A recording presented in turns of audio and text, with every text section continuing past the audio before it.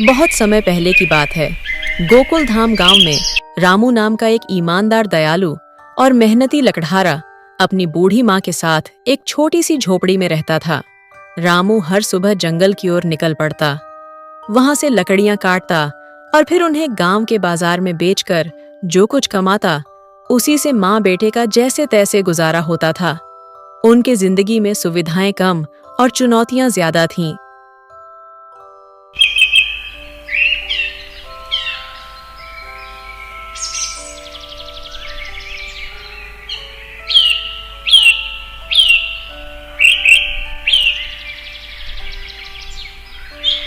रामू मेरे बच्चे, आज फिर जंगल की ओर जा रहा है। तेरी काया तो सूखती जा रही है।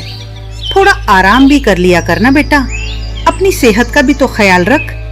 क्या करूं माँ, अपना पेट पालना है तो मेहनत तो करनी ही पड़ेगी। तू चिंता मत कर, मैं जल्दी लौट आऊंगा। और वैसे भी लकड़ी काटने में मुझे अब थकान महसूस नहीं होती। रामू अपनी पुरानी और घिसी हुई कुल्हाड़ी उठाता है और रोज की तरह लकड़ियां काटने जंगल की ओर निकल पड़ता है। अब रामू घने जंगल में अच्छी और सूखी लकड़ियां ढूंढ रहा था। तभी उसे एक पेड़ दिखा। उसने कुल्हाड़ी से वार किया और लकड़ियां काटने लगा। लकड़ियां काटते काटते उसकी नजर एक बूढ़े आदमी पर पड़ी, जो मुश्किल से एक छोटी टहनी तोड़ने की कोशिश कर रहा था। ये बुजुर्ग काका थे, जिसे रामू हरदम जंगल में देखता रहता था। काका, क्या बात है? आप इतने परेशान क्यों लग रहे हैं? अगर मैं किसी काम आ सकूं तो बेझिझक बताइए। अरे रामू बेटा, क्या बताऊं, हाथ पैर अब पहले जैसे काम नहीं करते। घर में चूल्हा बुझा पड़ा है। लकड़ियां तोड़नी थी पर टूट ही नहीं रही। समझ नहीं आ रहा आज रात का खाना कैसे बनेगा। रामू बिना एक पल भी सोचे अपने पास इकट्ठे की हुई मेहनत से काटी हुई लकड़ियों का एक अच्छा खासा गट्ठर उठाता है और बुजुर्ग काका को दे देता है। काका, आप बिल्कुल चिंता मत कीजिए। ये लीजिए, ये मेरी लकड़ियां हैं। आप इन्हें ले जाइए। आज आपका चूल्हा मेरी लकड़ियों से जलेगा।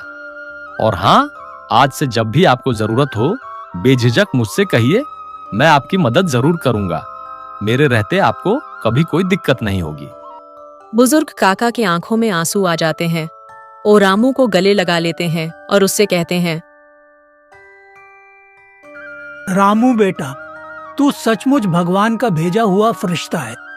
तेरी दयालुता का कोई मोल नहीं। भगवान तुझे हमेशा खुश रखे, तेरी हर मनोकामना पूरी करे। रामू बेटा, तू सचमुच भगवान का भेजा हुआ फरिश्ता है। तेरी दयालुता का कोई मोल नहीं। भगवान तुझे हमेशा खुश रखे, तेरी हर मनोकामना पूरी करे। रामू बुजुर्ग की मदद करके मन ही मन बहुत खुश होता है। उसे लगता है जैसे आज दिन भर की मेहनत वसूल हो गई।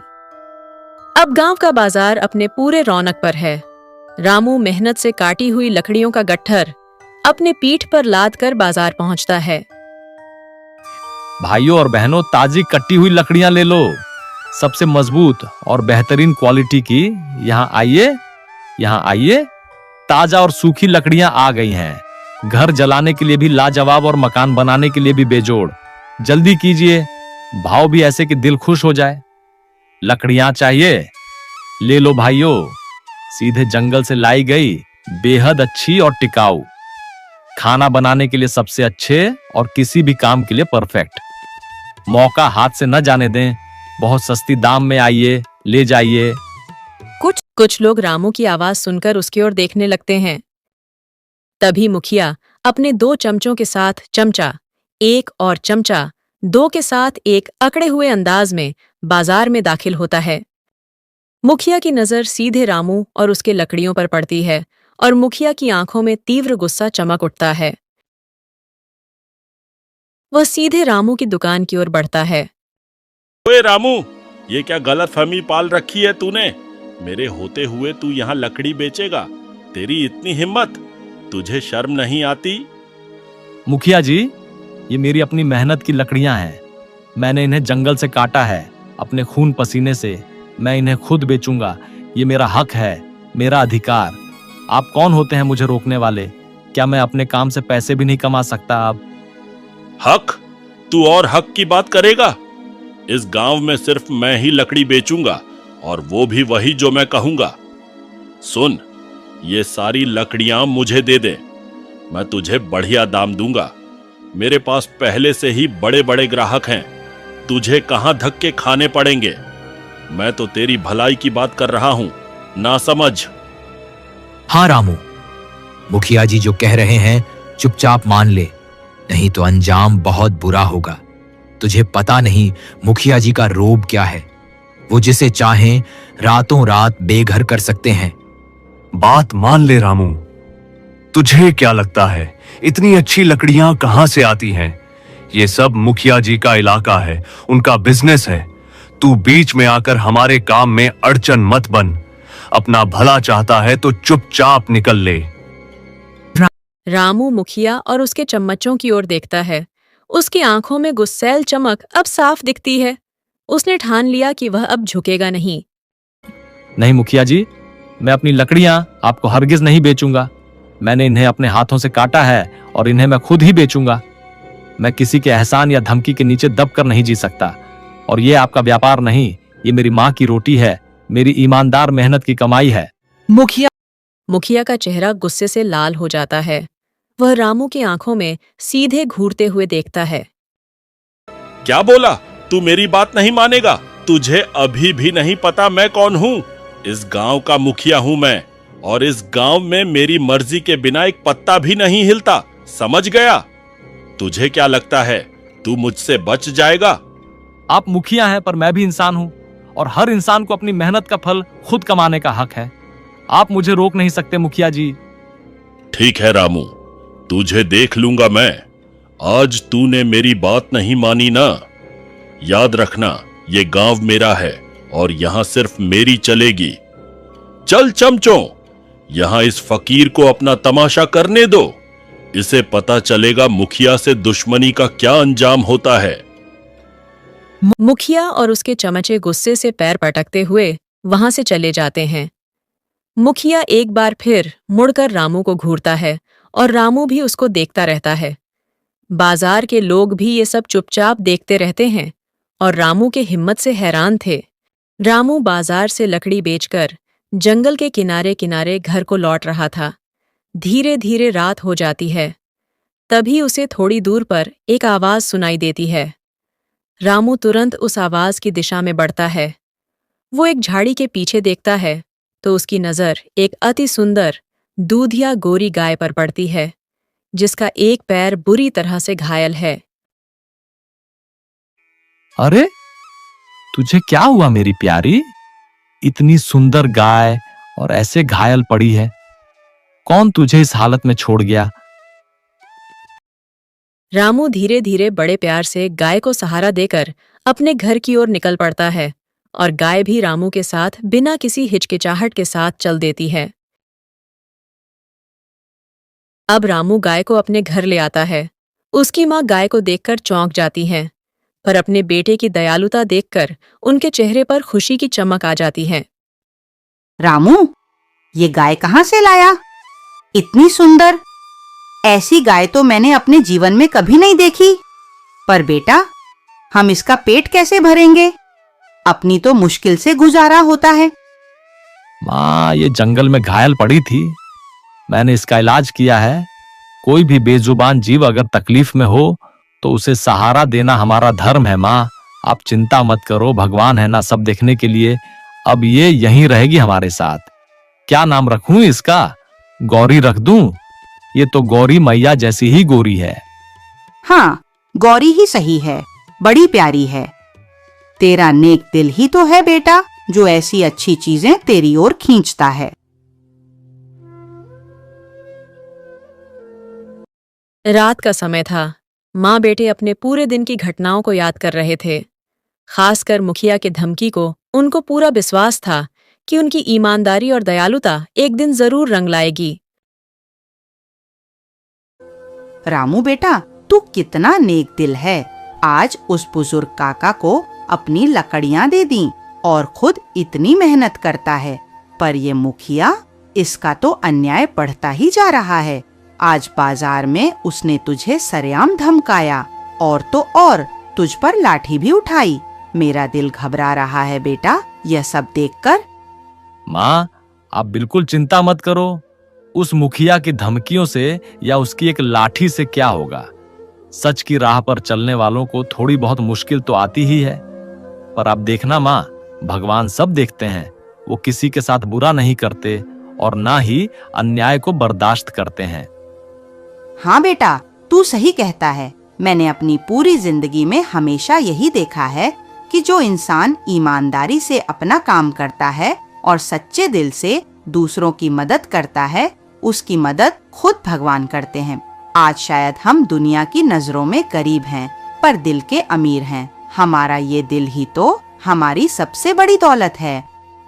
बिल्कुल माँ, आज शायद हमारे पास दुनियावी चीजें ज्यादा नहीं हैं, पर एक दिन जरूर ऐसा आएगा जब हमारी जिंदगी भी बदलेगी, जब हम सिर्फ अपना ही नहीं बल्कि और ज्यादा जरूरतमंद लोगों की मदद कर पाएंगे।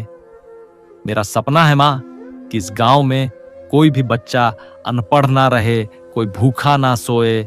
मैं इस गांव को खुशहाल देखना चाहता हूँ। तेरा ये सपना जरूर पूरा होगा रामू, मुझे तुझ पर पूरा यकीन है, क्योंकि तू सिर्फ अपने बारे में नहीं सोचता। तेरा दिल बहुत नेक है। बस ऐसे ही सच्चे रहना, ईमानदारी से काम करते रहना और हमेशा लोगों की मदद करते रहना। भगवान श्री कृष्ण जो गायों और गरीबों के रखवाले हैं, वो हमारी जरूर सुनेंगे। दोनों माँ बेटे की हर बात, हर भावनाएं बाहर बैठी। गौरी गाय बड़े ध्यान से सुन रही थी। उसके कानों से कोई भी शब्द नहीं छूटा, जैसे कि वह सुन ही नहीं रही थी। हर बात को समझ भी रही थी। अंधेरे में भी उसके आंखों में एक समझदारी और भाव दिख रहा था। जब माँ भगवान श्री कृष्ण जो गाय और गरीबों के रखवाले हैं, वो हमारी सुनेंगे, जरूर कहती हैं, तो गौरी गाय एक लंबी और गहरी सांस लेती है और उसके आंखों में एक अनोखी चमत्कारी चमक आती है, मानो उसने कोई निश्चय कर लिया हो। अगली सुबह रामू अपने माँ के साथ उठा और रोज के कामों में जुट गया। जैसे रामू घर से बाहर निकलकर आया तो उसकी आंखें एक पल के लिए खुली की खुली रह गईं। गौरी, जो कल रात तक एक घायल गाय थी, अब बिल्कुल स्वस्थ और ऊर्जावान दिख रही है। और सबसे बड़ी बात, उसके पैरों के बगल जमीन पर एक लकड़ियों का गट्ठर पड़ा है, जिससे हल्की हल्की दिव्य सुगंध आ रही है। माँ, अरे माँ, बाहर आओ, देखो ये क्या है। माँ जल्दी से बाहर आती है और लकड़ियों के गठरी को देखकर हैरान हो जाती है। अरे ये क्या है? ये लकड़ियाँ तो बहुत अच्छी लग रही हैं, इतनी सफाई से रखी हैं, और ये गौरी के पास कैसे आ गईं? माँ, मुझे लगता है ये सब गौरी का ही कमाल है। कल रात हम जो बातें कर रहे थे, गौरी ने सब सुनी होंगी। उसने हमारी परेशानी समझी। ये कोई मामूली गाय नहीं माँ, ये तो साक्षात देवी है, ये तो हमारी लक्ष्मी है। सचमुच रामू, भगवान ने हमारी सुन ली। ये गौरी मैया ही हैं जो हमारी मदद के लिए आई हैं। माँ की आंखों में खुशी के आंसू आ जाते हैं। वह गौरी गाय को गले लगा लेती हैं। हर सुबह जब रामू आंख खोलता तो गौरी बाहर खड़ी मिलती और उसके पैरों के पास हमेशा की तरह एक लकड़ियों का गट्ठर रखा होता था। अब रामू धीरे धीरे उन लकड़ियों को बेचना शुरू कर दिया। जो पैसे आते थे उसे समझदारी से खर्च करने लगा। अब उसने कुछ गांव वालों को काम पर रख लिया था। देखो भाइयों, ये लकड़ियां गांव के बाजार तक ले जानी है और वहां से फिर शहर तक। अच्छी क्वालिटी है तो दाम भी अच्छे मिलेंगे और तुम्हारी भी दिन दिहाड़ी बन जाएगी। ये काम रोज का है। धीरे धीरे रामू का काम बढ़ता गया। घर में अब खुशहाली थी। माँ के चेहरे पर अब हमेशा मुस्कान रहती। रामू, देख तो इस गौरी गाय का क्या कमाल है। जब से ये आई है, हमारी किस्मत ही बदल गई है, और तू तो अब पूरे गांव का मसीहा बन गया है। हाँ माँ, ये सिर्फ एक गाय नहीं, ये तो हमारी लक्ष्मी है। और माँ, ये सब उसकी ही देन है कि हम अब दूसरों के काम आ पाते हैं, उनकी मदद कर पाते हैं। लेकिन रामू अपने लिए नहीं जीता था। अब उसकी दयालुता लोगों के लिए बढ़ गई थी। एक दिन रामू ने देखा कि छोटे छोटे बच्चे स्कूल नहीं जा पा रहे थे। आप लोग चिंता मत कीजिए, मैं आपके बच्चों की फीस भरूंगा। पढ़ाई तो सबका हक है और कोई बच्चा शिक्षा से वंचित नहीं रहना चाहिए। अब पूरे गांव में रामू का नाम और उसके नेक दिल्ली की चर्चा होने लगी और लोग उसकी इज्जत करने लगे और उसे अपना हीरो मानने लगे। रामू की बढ़ती दौलत और खुशहाली ने मुखिया के दिल में जलन भर दी। मुखिया अपने चम्मचों के साथ गांव के चौराहे पर बैठा है। वह रामू के घर की बढ़ती खुशहाली और गांव में बढ़ती इज्जत को देखकर अत्यंत जल रहा है। रामू अचानक इतना अमीर कैसे हो गया? कल तक तो जंगल में धूल फांकता फिरता था और आज उसके पास लकड़ी बेचने के लिए अपने आदमी हैं। उसकी लकड़ी मुझसे भी अच्छी बिकती है और लोग भी सिर्फ उसी की बड़ाई करते हैं। जरूर इसके पीछे कोई गहरा राज है। मालिक, सुना है उसके पास एक चमत्कारी गाय है। गांव वाले कहते हैं वही गाय सारा कमाल कर रही है। कहते हैं वो रोज सुबह अपने आप एक लकड़ी का बड़ा गट्ठर देती है और उसी के दम पर रामू ने कई लोगों की मदद भी की है। चमत्कारी गाय? तो ये बात है। मैं उस गाय को लेकर रहूंगा, फिर देखना मेरी किस्मत कैसे चमकती है। मैं गांव का राजा बन जाऊंगा। किसी भी कीमत पर वो गाय मेरी होगी। ये रामू की इतनी नेकदिली और परोपकार मुझे बिल्कुल पसंद नहीं। ये सब मेरे रास्ते का कांटा है। रामू और उसकी मां दोनों गहरी नींद में सो रहे हैं।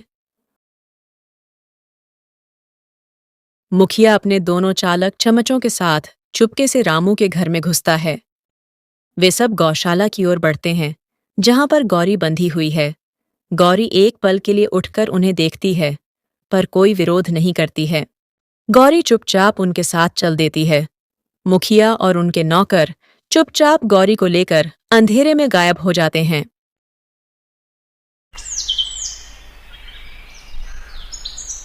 सूरज की पहली किरणें रामू की झोपड़ी में पड़ती है। रामू अपनी नींद से जगता है और उसकी आंखें वहां जाती हैं जहां गौरी रोज सुबह खड़ी होती है, पर आज गौरी वहां नहीं होती है। रामू कुछ पल के लिए घबरा जाता है। माँ, गौरी कहाँ है? गौरी, गौरी, वो यहाँ नहीं है। मैंने उसे यहीं बांधा था। अरे कहाँ चली गई मेरी गौरी? मेरा तो दिल बैठा जा रहा है। माँ भी। रामू की माँ उसकी आवाज सुनकर उठकर बाहर आती है। वो भी खाली जगह देखकर सन्न हो जाती है। कौन ले गया मेरी गौरी को? किसने हमारी खुशियां छीन ली? हमारी किस्मत ही उजड़ गई रामू। अब क्या होगा? हम कैसे रहेंगे? उन दोनों की आंखों में एक साथ चिंता और दुख उतर आता है। कुछ देर बाद रामू तुरंत गांव में निकलता है। वह हर घर का दरवाजा खटखटाता है। हर गली में गौरी गाय को ढूंढता है, पर कोई फायदा नहीं। गौरी कहीं भी नहीं मिलती। रामू बहुत दुखी और निराश हो जाता है। उसकी आंखों में आंसू हैं और दिल में एक गहरा दर्द है।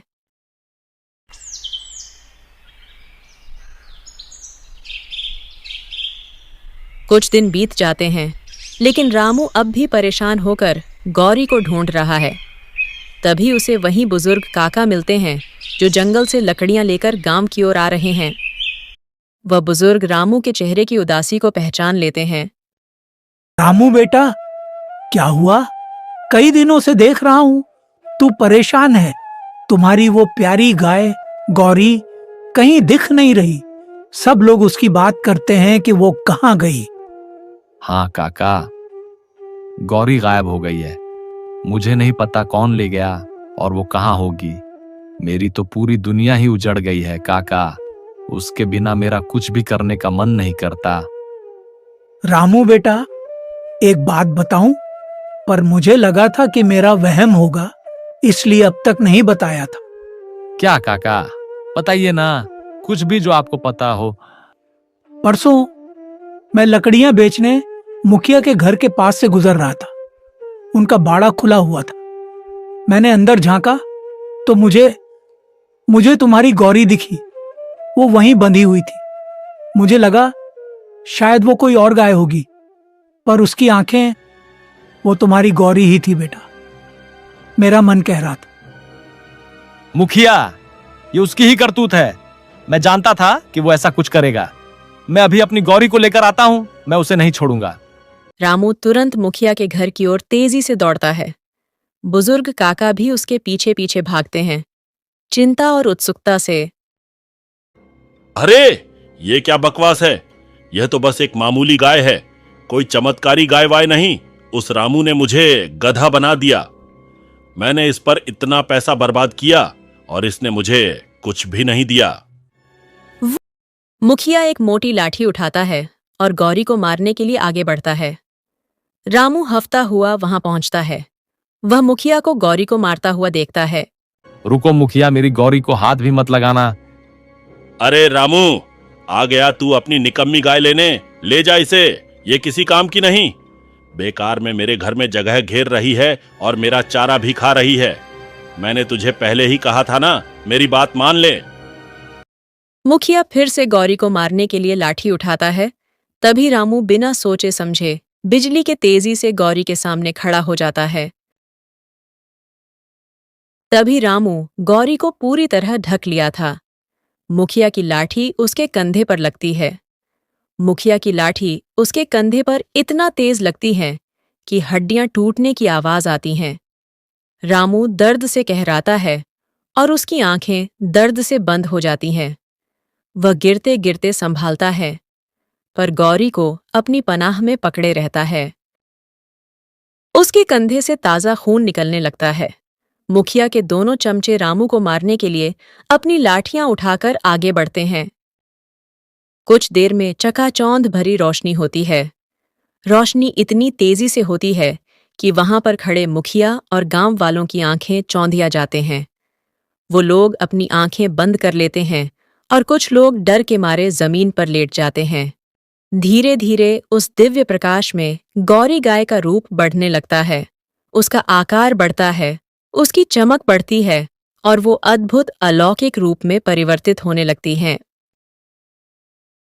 गौरी अब स्वयं भगवान श्री कृष्ण के रूप में प्रकट होती हैं। उनका तेज इतना है कि कोई उनकी ओर सीधा देख भी नहीं पाता। मुखिया और चमचे थर थर कांपते हैं। वो सब रामू की ओर देखते हैं, जो अब भी दर्द से पीड़ित है। मुखिया, तुमने लालच और पाप का रास्ता चुना। तुमने एक निर्दोष जीव को चुराया और उसे मारने का प्रयास किया। तुमने अपने पद का दुरुपयोग किया और गांव वालों को सताया। और रामू, मेरे सच्चे भक्त रामू ने अपनी जान की परवाह किए बिना उसे बचाया। उसकी नेकदिली, उसकी दयालुता और उसकी भक्ति का कोई मुकाबला नहीं। भगवान, मुझे क्षमा करें। मुझसे बहुत बड़ी गलती हो गई। मैं अपने लालच में अंधा हो गया था। मुझे माफ कर दीजिए प्रभु। तुमने चोरी की है, अधर्म किया है, पाप किया है। इस अधर्म का तुम्हें दंड भुगतना होगा। तुमने अपने पद का गलत इस्तेमाल किया और दूसरों को सताया।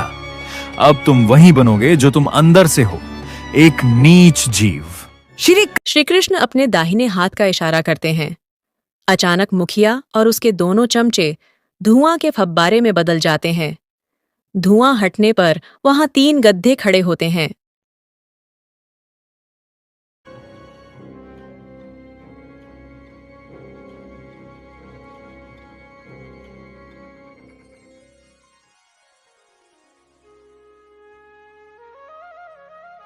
रामू, तुम ईमानदार, दयावान और सच्चे दिल के इंसान हो।